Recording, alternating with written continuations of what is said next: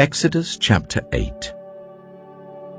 Then the Lord said to Moses, "Go to Pharaoh and say to him, 'This is what the Lord says. Let my people go, so that they may worship me. If you refuse to let them go, I will send a plague of frogs on your whole country. The Nile will teem with frogs. They will come up into your palace and your bedroom and onto your bed, into the houses of your officials and on your people, and into your ovens and kneading troughs. The frogs will come up on you and your people and all your officials."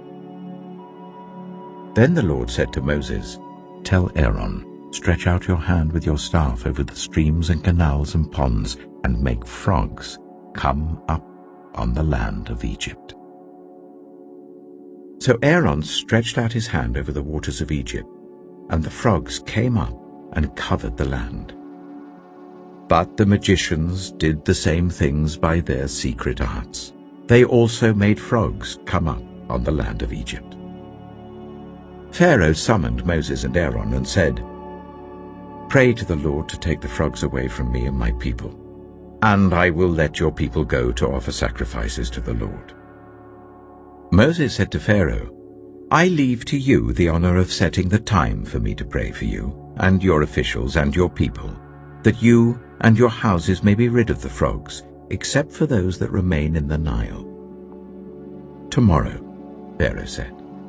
Moses replied, "It will be as you say, so that you may know there is no one like the Lord our God.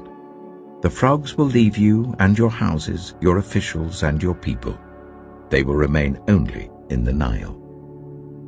After Moses and Aaron left Pharaoh, Moses cried out to the Lord about the frogs he had brought on Pharaoh, and the Lord did what Moses asked. The frogs died in the houses, in the courtyards, and in the fields. They were piled into heaps, and the land reeked of them. But when Pharaoh saw that there was relief, he hardened his heart and would not listen to Moses and Aaron, just as the Lord had said.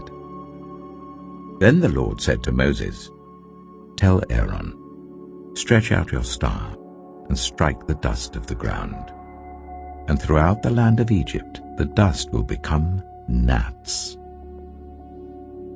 They did this, and when Aaron stretched out his hand with the staff and struck the dust of the ground, gnats came on people and animals. All the dust throughout the land of Egypt became gnats. But when the magicians tried to produce gnats by their secret arts, they could not.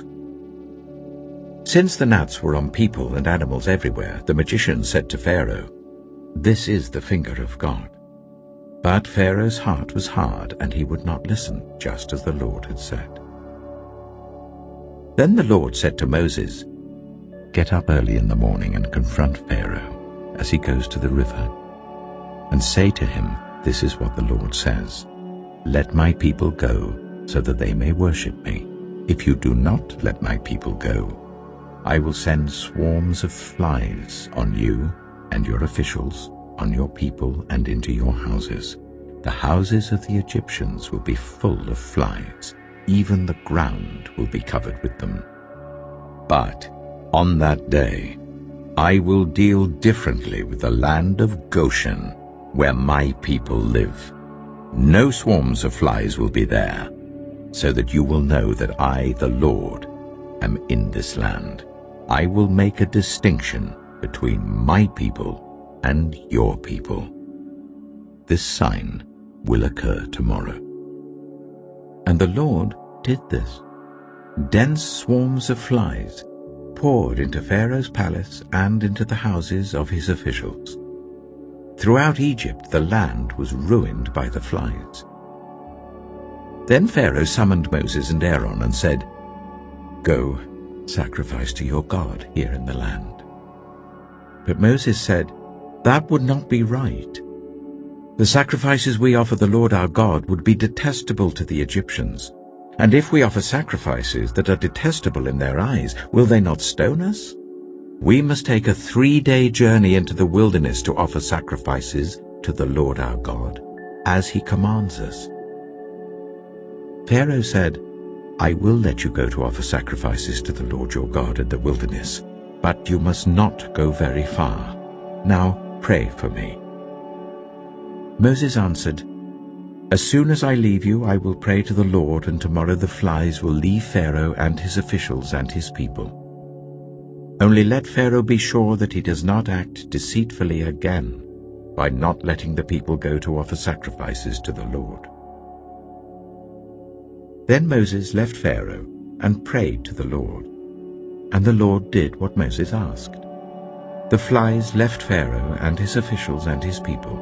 Not a fly remained. But this time also Pharaoh hardened his heart and would not let the people go.